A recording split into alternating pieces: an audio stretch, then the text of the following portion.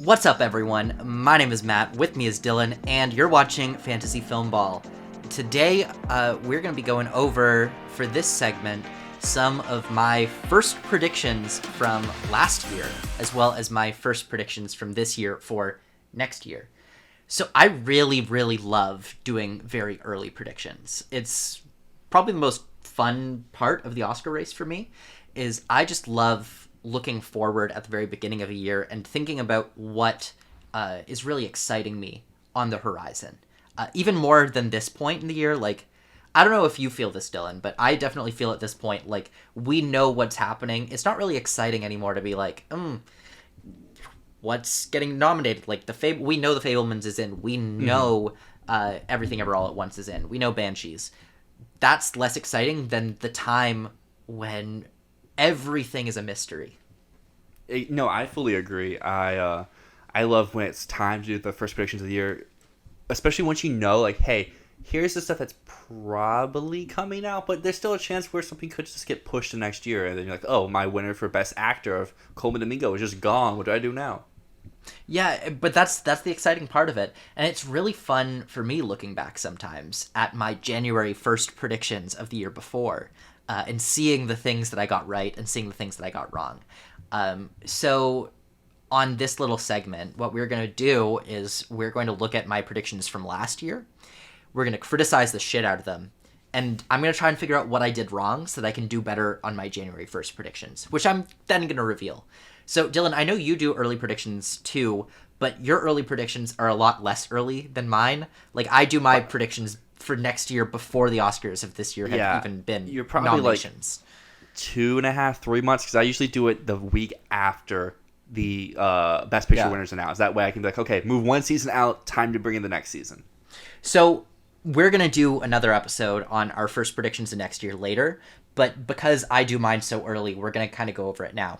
But first, let's talk about my top 20 from last year. So should we start at the top or start at the bottom? What do you think, Dylan?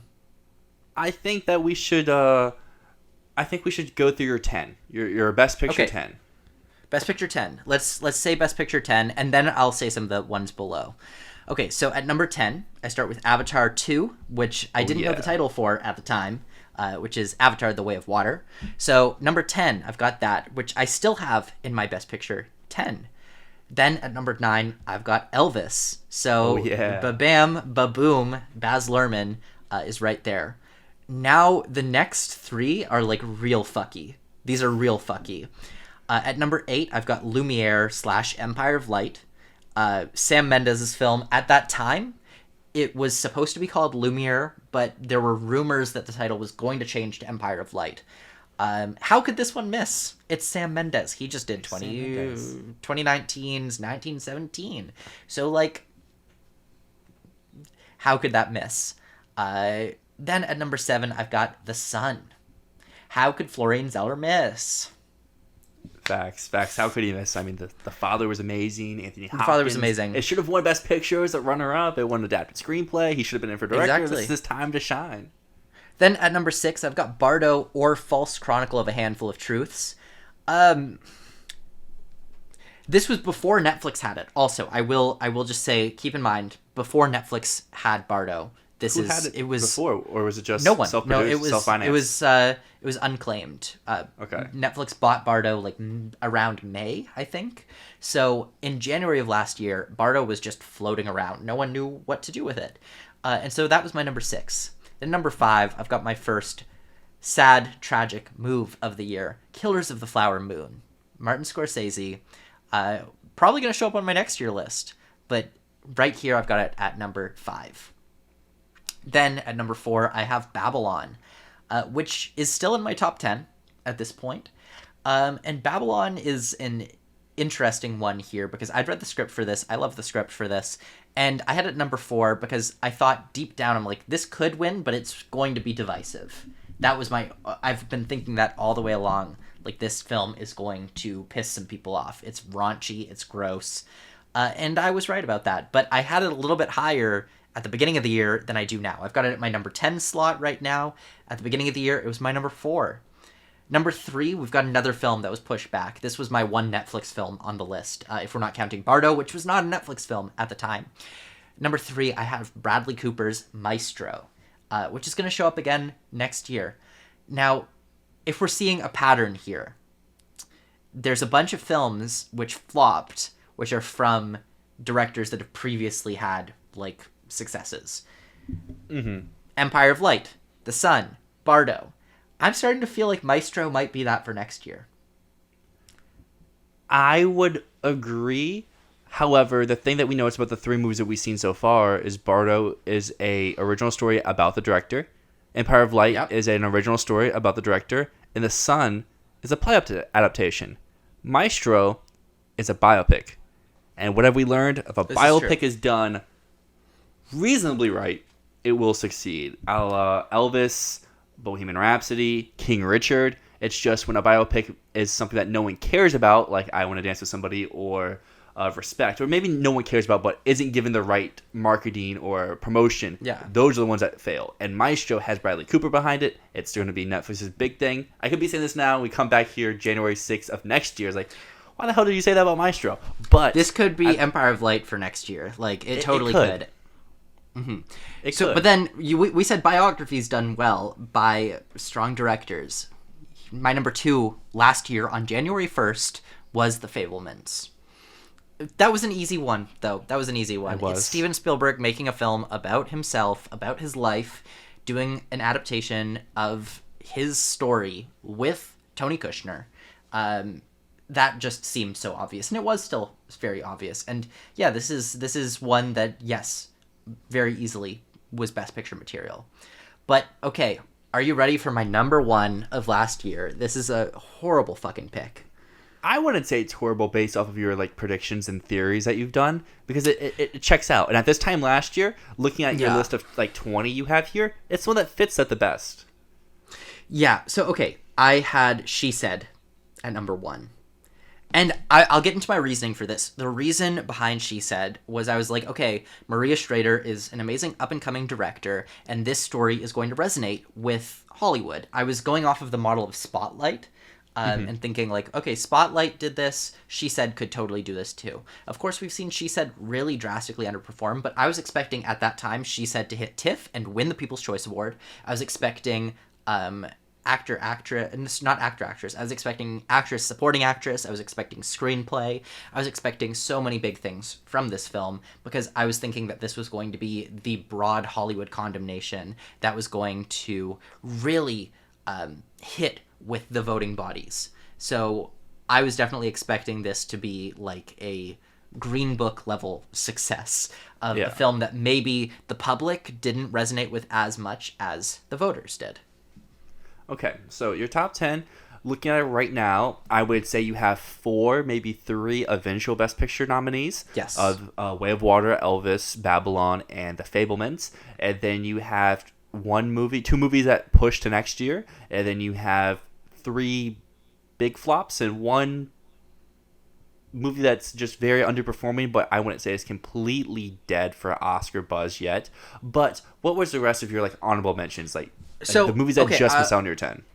I'll go down this list because, so yes, I have 4 of my current top 10 was in my top 10 last year on January 1st. 7 of my top 20 are still in my top 10.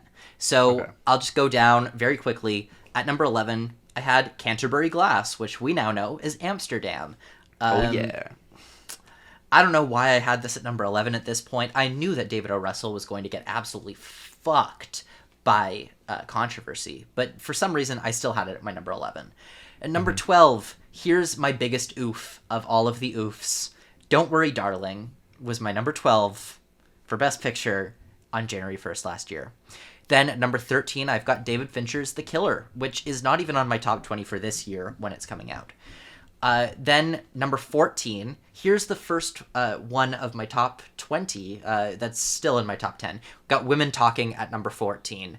15, I had White Noise. I don't know why I had White Noise there. I don't think I ever really believed in White Noise, but I guess I did enough for it to be number 15 there.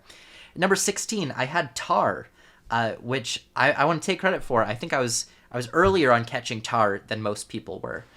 Number 17, I had The Banshees of Inisherin, which is lower than it should have been, but I get why I had it at number 17, and I think the reason for number 17 there was I was trying to predict the ones from directors that were going to not succeed as well this time. I should have swapped this in Empire of Light. I should have swapped this in The Sun. Yeah, exactly. Like, this was the one that succeeded, and it just goes to show that we never really know which films from directors that have had past Oscar success are going to be the successful ones. Again, we can't tell that. So that's a hard-learned lesson. At number 18, I had George Miller's 3,000 Years of Longing. At number 19, I had Darren Aronofsky's The Whale, which I also had in my Best Actor lineup at the time, though I didn't have Brendan Fraser at number 1. And at number 20, I had Ridley Scott's Kit Bag, which we now know as Napoleon. It's coming out next year. So that's my top 20 from last year. And here's some things to note. So after doing this, I came up with my theory that only first-time nominees can win Best Picture. So I didn't have that then, but I did have a first-time nominee winning this with She Said. But something you'll notice is of my top 20, I only had three films that were directed by first-time nominees. That's way off base, because what we have seen is that basically every single year, there's at least 4 out of the 10 nominees are first-timers. Last year, I think, was the lowest that we've had in a very long time. It was 4 out of the 10. But in previous years, we've seen up to 7, up to 7. I think 7 is the most we've ever seen. Most years, it's 5 or 6 of the 10 nominees are directed by people who have been there, who are in contention for the very first time. This year, it looks like we've got 4 that are going to be first-time nominees. Of my top 20, only 3 out of the 20 were first-time nominees. And those 3 were She Said, Don't Worry Darling, and Women Talking. Women Talking is really the only one still in the conversation there. But still, the point stands, I should have looked for more films from first-time possibilities. Then, of that, 4 out of the 20 ended up not releasing this year. Those are Maestro, Killers of the Flower Moon, The Killer, and Napoleon. What can I learn here? I mean, some of those, I would have had no way of predicting that Killers of the Flower Moon was not going to release, because it had been wrapped for a long time. But Maestro, that was a film that it hadn't started production by the time that we got to this. So I guess my thought process there was like, oh, it's not going to be ready on... No, I was thinking it's going to be ready on time, when I should have thought if it's starting production in March, it's not going to be ready on time. Big mistake there. Something I'm not going to do next year for Francis Ford Coppola's Megalopolis. A lot of people are predicting that for next year. It's not coming out next year. I'm just going to say that right now. Other things, in my top 10, 9 of my top 10 were previous nominees. Huge mistake. And that's why I ended up with stuff like Empire of Light, The Sun, and Bardo in here. If I was a little bit more careful, I probably would have been able to avoid those. So yes, that's my top 20. And I'll just run through. May 9th was the first day that I predicted Everything Ever All at Once in my top 10. May 17th was the first times I predicted Top Gun Maverick. And July 22nd is the first time I included Glass Onion. And those are the other ones that I'm thinking are kind of possibilities at this point. Was May 17th and July 22nd the first time you had them like your list at all, or was that in your Best Picture list? In my Best Picture list. Okay. You were early having Glass Onion in your top 10. I think with Glass Onion, I don't think I had my top 10 then. I think it was around like 14 or 15 at that point. Okay. But sorry, I know that was my question. Sorry. I had Top Gun and Everything Everywhere in my top 10 at that point. Yeah. I remember when we started, we both had Maverick. It's like, oh, nice. I'm not alone in having Maverick in my 10. Yeah. So, yeah, my lessons learned. I need to put in more first-timers. Which is not always going to work. As we can see, I had Don't Worry Darling as one of my first-timers there. We don't always know which first-timers are going to work out. I would have never expected at the beginning of last year that Daniels, who made Swiss Army Man, would be the first-timers that are in this year. So I have no idea. But that leads me to there's no such thing as Oscar bait anymore.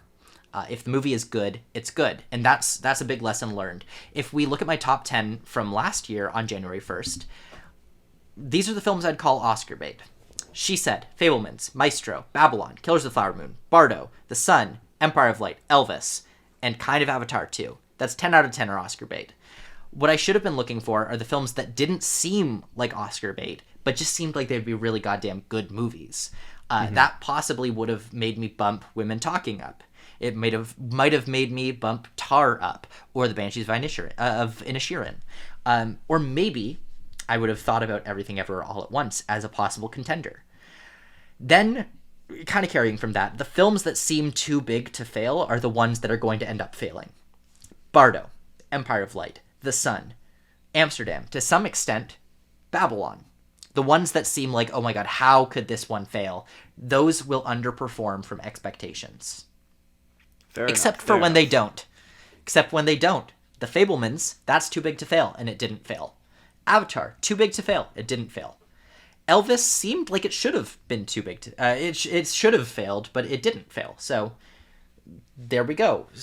You know, it's one of those things where I think next year I need to be more careful with figuring out... I don't know. I need to be more careful with which films are actually too big to fail and which ones just seem like they're too big to fail. And finally, directors miss, studios don't. Okay. So the thing here is, like, look at my top 10. Is Searchlight still in the running? Yes. Is it with Empire of Light? No. Is Sony still in the running? Yes, but with The Woman King, kind of, I'd say. Kind of, yeah. Not with The Sun. Netflix may have missed out on Bardo, but they're still in the running with Glass Onion. And likewise, you know, we've got... I don't know, I think that I need to be much more careful about going by studio instead of going by director. Because at this point, a lot of my mistakes were because I was going by, oh, I think this director is going to do a good job, and not that this studio is going to push this film hard. So, are you ready for my top 10 of next year? I am. I was going to ask you, since you're going off of the studios are carrying, not the directors. I'm really interested to see the breakdown of studios here for 2020. I guess this would be 2024's Oscars. Yeah, 2024's Oscars. So, okay, I'll go with my top 10. I am going to say right now, I am going to have a very controversial number one. A lot of people are not going to agree with my number one choice here. And I'm probably going to get roasted about this. I already have been roasted about this. But I just feel really good, and I will make my argument as to why I feel like this film is going to be a hit. Should I start at 1 or start at 10? You hyped up 1. Might as well just get out of the way here. All right. Number 1, Warner Brothers. It's... oh my god, what's his name? The director of this film is the director of Beyonce's most recent music videos, Lemonade, Black is King. This is The Color Purple. And the reason I have The Color Purple at my number 1 spot, a lot of people are going to say this is fucking stupid of me. But this is a musical. It's a drama. It's an adaptation of a multiple Tony Award winning musical that's a serious musical. It's not Cats. Like, you could have said from a mile away, Cats was not going to come anywhere near the Oscars because that was a weird fucking show. Yes. The Color Purple is a civil rights drama. It's a musical. It's beautiful. It has Spielberg's backing. He's one of the producers of the film. This is going to be a performance juggernaut. And when I'm thinking, is this Cats or is it Les Mis? This is Les Mis. Mm-hmm. Maybe it's bold for me to call this as the winner, but you've heard my reasoning that a first-time nominee is going to be a winner. And this feels right for me. It's going to be a performance juggernaut. It has Damien Chazelle's cinematographer, Dan Laustin. He is the cinematographer of this film. It's got really fantastic editors. It's got the production designers are great. The team behind this film is fantastic. The director is an unknown. That's the one reason why I don't think people are predicting it. But this film has a strong shot at winning actress, at winning supporting actress. If there's a new song, it could win song. This could be in it could be in screenplay, it could be in cinematography. This could get a lot of nominations. And Or you go ahead. it's a feel-good movie. It's not a feel-good movie, but ultimately it's going to leave people feeling a bit more empowered, feeling a little bit stronger in a way that we've seen with Coda, with Everything Everywhere All at Once, with Parasite, versus their much more downbeat opponents. Downbeat films typically don't win at this point. So that's why I don't have my number 2 winning. But what's your question here? I was going to say, is Halle Bailey the lead, or is she supporting in this? No, Halle Bailey is supporting, but she is not the supporting contender. So I'll just go through who the actors to watch for are in this. So in Best Actress, you want to watch for Fantasia Barrino. She won the Tony Award on Broadway for this. And what I would recommend is if you want to see why she's going to win for this role, because she plays Celie in the film, which is who... Oh my god, I think Whoopi Goldberg played her in the 80s version. I'm not 100% sure on that. Okay. But look up Fantasia Barrino singing I'm Here from this. This is the role that Cynthia Erivo played in the most recent revival of this on Broadway, and Cynthia Erivo won the Tony Award for this. And the time before, I think it was Jennifer Hudson that won. Fantasia Barrino replaced Jennifer Hudson on this, and Jennifer Hudson also won the Tony Award. This is a big role with a ton of emotion. She has songs where she just fucking belts. This could be like an Anne Hathaway level win. Okay. And then in supporting actress, the 2 to watch for, Danielle Brooks. This is a role that she got nominated for on Broadway. I believe she might have won on Broadway as well, the Tony Award. But she's less of a known actor than Taraji P. Henson, who is playing another role that got nominated on Broadway. So the 3 actors to watch for are Fantasia Barrino, Taraji P. Henson, and Danielle Brooks. So we have a first-time nominee, check. You have big studio that always has a contender, check. And you have a feel-good story, check. That all makes sense for your theories for what needs to be a Best Picture winner. But now what I want to hear is what other studios fill out your list of 10, because you have WB. Do they have another one? Because they have a lot coming out next year. Or do you have a return to form from Apple, Netflix, Searchlight? I'll get to Warner Brothers again in a second, but what I'll say as well, I've seen some people say that Wonka is releasing at the exact same time as The Color Purple. It's a week before. That's also Warner Brothers. Maybe they are prioritizing Wonka more. But that's a kid's musical. This is a serious musical. It's about slavery. This is a more serious film.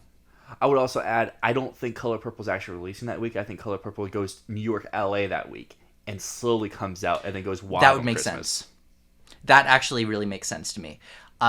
So yes, I do have another Warner Brothers, and to me, this mirrors 2020 when Warner Brothers had Dune and King Richard. Color Purple is King Richard, but I think it's stronger. So at number 2, I've got one from no studio. There's no studio that's picked up Todd Haynes' May, December. But Todd Haynes is overdue. He was not nominated for Carol. He has never been nominated for Best Picture. I've read the script for this movie. It's dense. It's really powerful. It's either Tar or it's The Power of the Dog. Which is why I don't see this film winning. But May, December it's the story of an actress played by... Oh my god, who plays the actress? Sorry, let me just check that. It is Natalie Portman. So it's about an actress played by Natalie Portman who comes to do research on a role that she's about to play. She plays Julianne Moore, and Julianne Moore, she plays a woman in this story who she was arrested 20 years ago for dating someone who was 13 years old. Mm-hmm. They're currently married. So the story follows this May-December relationship. It's someone who's in her late 50s and someone who's in his mid-30s. They've been together for over 20 years. And Natalie Portman comes to do research because she's going to be playing Julianne Moore's character in a movie coming up. And it sort of unearths a lot of tensions and a lot of things that haven't been spoken about. This relationship, this man hasn't really spoken about how he actually does feel like he was taken advantage of by his now wife. And so it brings up all these feelings. It is a great script. It feels a lot like Tar. And ultimately, I could see 3 acting nominations for this film. So that's a really strong shot for it. But it's a colder film. It's very dense. It's a little bit difficult. So that's why I don't think it can win Best Picture. But I think right now I've got it number 2 for nomination. But that also goes to say... Todd Haynes. Todd Field to Todd Haynes.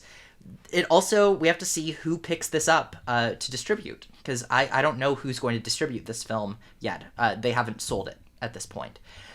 If this is coming from Searchlight, big player. If this is coming from Focus, big player. If this goes to Netflix, probably a big player. If it goes to something like Roadside Attractions, not a good shot. A24, that's a maybe. I don't know. Sony, that would be a big player. So we're going to have to see who ends up with May, December. Okay. At number 3, I've got Focus Features. One of the big missing things that I had in last year was Focus Features. I had Tar at like number 17. That was my top thing for Focus Features. They don't miss. They don't miss. Belfast. Promising Young Woman. Focus Features is always in. And that's why I have The Holdovers, Alexander Payne's new movie. This was rumored to be the best film at TIFF that no one saw. And what I mean by that is that they were doing sales screenings of this movie. This movie's been completed since TIFF, and Focus Features instantly bought it up. There was a huge bidding war over this film. Apparently, it is like a return to form for Alexander Payne after downsizing. It's Focus Features' biggest push of next year that we can see at this point. I mean, Asteroid City doesn't seem to be getting their push. So, The Holdovers, big deal for Focus Features. Plus, Paul Giamatti and Alexander Payne are reuniting after Sideways 20 years ago. So, this is my number 3. I believe the story is about a teacher, a student, and a school cook that bond over Christmas time at a boarding school as everyone else leaves, and they are the holdovers. They're the only ones that don't have anywhere to go back to.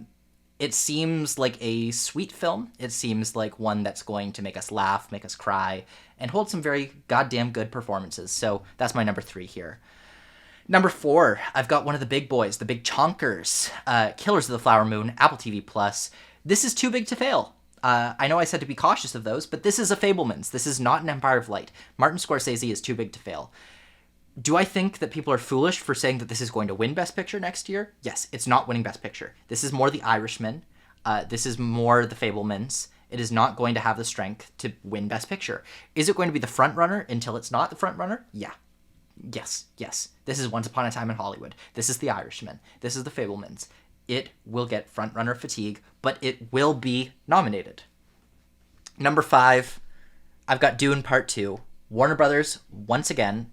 2 Warner Brothers in the top 10 here, obviously. But yes, Dune Part 2. This is a big one. Denis Villeneuve. It's too big to fail. We have seen the quality of the first film. We know that it's going to get the same tech love that the first one got. Costumes, editing, sound. Not score, I don't think, but visual effects. Production design. All over the place. This is going to perform extremely well, which means that it feels pretty sure for a Best Picture nomination. What do you think about Dune Part 2 at this point? I think Dune Part 2 is Way of Water just down a tier. So it's going to perform the same, hit the same beats. It will miss some stuff here and there, but I just think Way of Water is a little bit stronger of a contender than Dune Part 2 will end up being at the end of next year. What I think is really interesting for the movies that you just mentioned is Killers of the Flower Moon. I know Apple TV has streaming rights, but I know Paramount has a theatrical release. So do we know who is the pusher of their campaign? Will it be Apple or will it be Paramount? I think they might share that, but ultimately I think it will be Apple. I was going to say, if but it's Paramount, I think that bodes better. I don't have any other Paramount movies in my top 10, so maybe it's Paramount. But at number 6, here's one that I'm feeling a bit about. Maestro.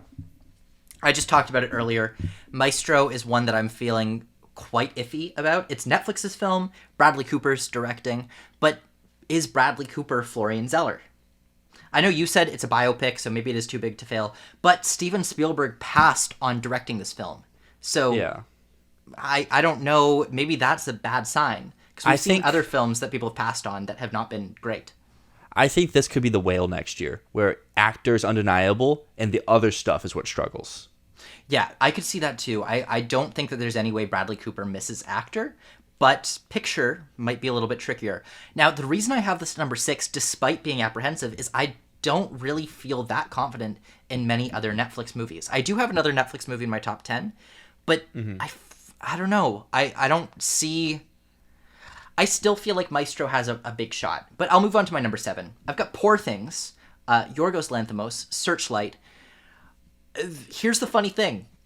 Months and months and months ago, we made an episode where we talked about how previous directors, you can't count on directors to get nominated again. And I made a point of saying, because Yorgos Lanthimos got in for The Favorite doesn't mean he's going to make another Oscar movie. I'm backtracking. The reason I'm backtracking is because I'm looking at Searchlight's slate. Directors miss, studios don't. What else does Searchlight have at this point? They have Strangers, which is Andrew Haig's next movie. He's the director of Lean on Pete, 45 Years. Searchlight does not really have anything else of note at this point. 20th Century has The Bike Riders, which is Jeff Nichols, but that's not Searchlight.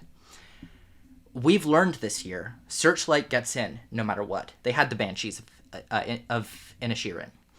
And that film went to Venice. That should have been our sign that Banshees was their push. When Empire of Light did not hit Venice, and Banshees did, we should have known. Poor Things is going to hit Venice. And when I think Poor Things hits Venice, and it's Searchlight, and it's a fall release, this is their push. Mm-hmm. Do I think this is going to be too weird for the Oscars? Maybe in a past year, yeah. But does too weird for the Oscars exist anymore? No. I don't think so. So my lesson learned from last year, which is it's not about it being Oscar bait, it's about it being a good film. That's my argument for Poor Things here. Studio, good film. That's why Poor Things is number 7. Number 8, I've got Rustin, Netflix. This is George C. Wolfe's next movie. He just did Ma Rainey's Black Bottom. Coleman Domingo is the lead actor in this. It is going to be a big push for Netflix. Barack Obama's company produced the film. This could be even more than Maestro. This could be Netflix's big push of the year. Ma Rainey's Black Bottom almost made Best Picture, and this will. So this is a first-time nominee for George C. Wolfe, and I really see big things for Rustin. That said, this could also go the way of The Sun. This could flop a little bit more than expected. It could be just a mediocre biopic. But at the same time, the screenplay is by Dustin Lance Black, who wrote Milk, which won Best Original Screenplay at the Oscars in 2000. I have a comment, though. Yep. Anthony McCart and I Want to Dance with Somebody. Exactly. This is either I Want to Dance with Somebody, or this is like... I'm trying to think of a good comparison. It's either I Want to Dance with Somebody or it's Milk. Okay. You know, and I could see it going either way, but it has Netflix, it has Obama, it has all of that going for it, but it's my number 8 because I'm a little bit shakier on it. Mm-hmm. And at number 9, I've got Oppenheimer, Universal. This is too big to fail, and I say that apprehensively because this feels too big to fail in the way that Bardo was too big to fail, in the way that Tenet was too big to fail, in the way that, Empire of Light was too big to fail. Oppenheimer is too big to fail, which means that it feels likely to fail. But that said, I don't really want to replace it at this point, because I still have hopes that this is going to be a good film. And it feels much more like Dunkirk than it does like Tenet. And that's my argument for it. But still, it's number 9. I think this is going to be one that a lot of people hold at like number 2 or number 3 all year long, or even number 1. That is ultimately going to barely scrape in. I think Oppenheimer is Babylon. I like that comparison. Babylon, I think, is a fair comparison because at least looking at these, I'm like, oh, well, Cillian Murphy, lead actor, then you have screenplay, then you have text. But when I'm looking here, I already see like 5 other possible lead actor nominations just in your Best Picture lineup just to this point. Yeah. And I'm like, oh, well, maybe he could miss. And then what else could miss? So, yeah, I feel like Babylon is probably a good comparison with Oppenheimer. Just Oppenheimer will have the visibility because it came out in July instead of coming out in December. Yes. And my comparison there is that they're from beloved directors people expect very big things from, and they're going to slightly underperform. It's not going to do as well with critics as expected, but it's going to do well enough, and it's going to have a passionate group of supporters that will eventually push it in. It's like how I said that Babylon underperformed, but it's still making it into Best Picture. Oppenheimer, I think, will be the exact same. Then at number 10, here's my bold, bold, bold call. And this is my Everything Everywhere pick of this year. This is my thing that I think is going to be... It's something that I don't think the Oscars would ever touch with a 10-foot pole, but it's going to be so good that they're going to have no choice. And that's number 10, Hayao Miyazaki, How Do You Live, which is distributed by G Kids in the United States. This is Miyazaki's final film. It's a film about death. It's a film about a man trying to impart to his relatives, his I think it's a nephew in the film. It's about a man trying to tell his nephew that he's not going to be here forever. And this film is based on a book, but interestingly, in the plot, the way that it's going to work is that the book is not what the story is based on. The book is inside the film, and he tries to teach his nephew about life and about death by giving him this book and learning the lessons from this book. It sounds absolutely wonderful. It sounds like it's going to make everyone cry. Hayao Miyazaki is so beloved in the industry, and this is going to be his swan song. It has a July release date from Toho in Japan. And I think ultimately this is going to be one of the most critically beloved films of the year. And could this be our next animated Best Picture contender? I think absolutely it can. It seems like one, it's not Oscar bait, but it's going to be so good that it's going to be hard to resist. And that's why it's my number 10. Fair enough. I'm just looking at some other places because you said it was based on a book, so this means it would compete in adapted. So you have picture, adapted, animated. Possibly director. And then International feature. International. Okay, so it does have a package to build up behind itself. Maybe score, even. But this feels like a Drive My Car type contender to me. Mm-hmm. All right, so that's your 10, and you have a good variance of studios here. Is there anything else that just missed your 10 that you want to touch on real quick?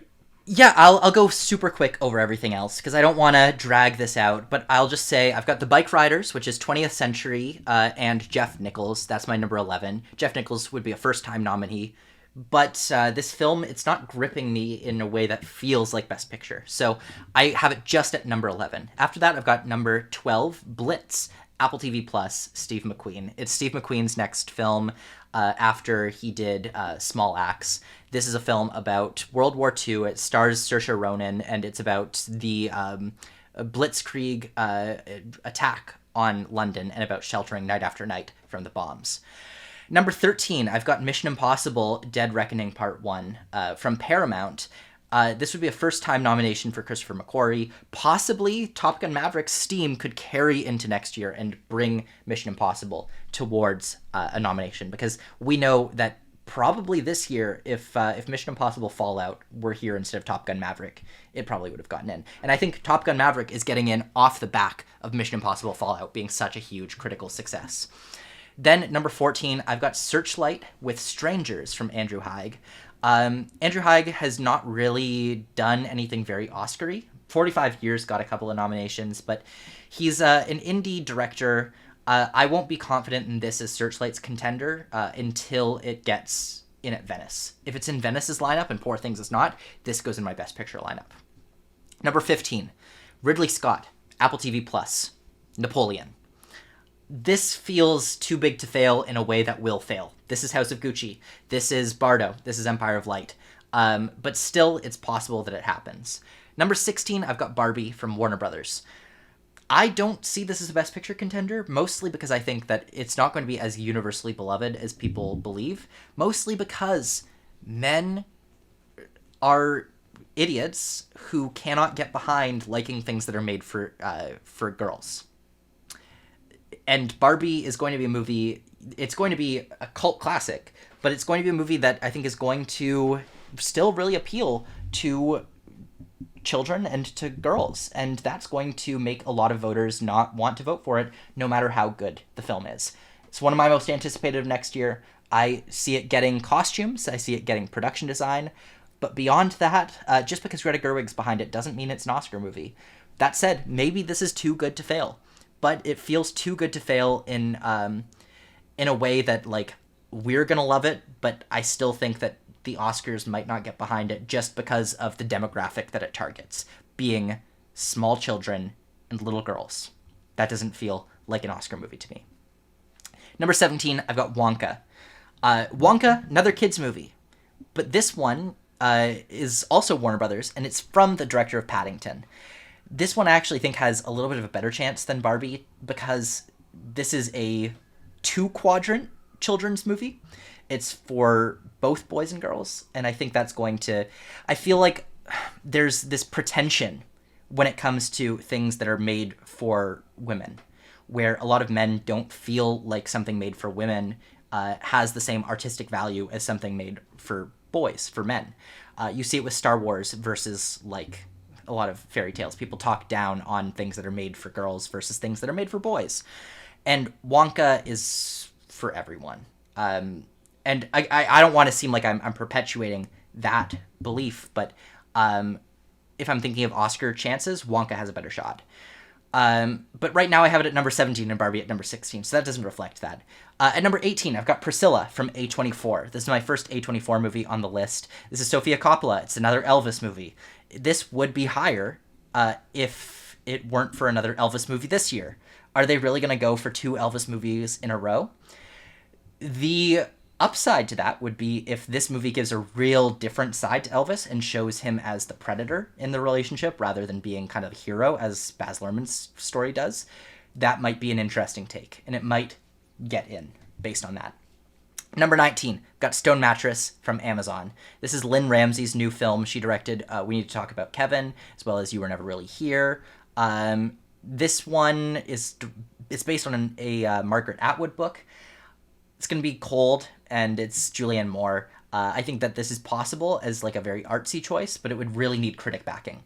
And finally, number 20, Netflix, Spaceman, which stars Adam Sandler. This would be a first-time nominee for this director. I've heard great buzz around this film, and that's kind of my basis for this. This could really, really become something big if it's good enough.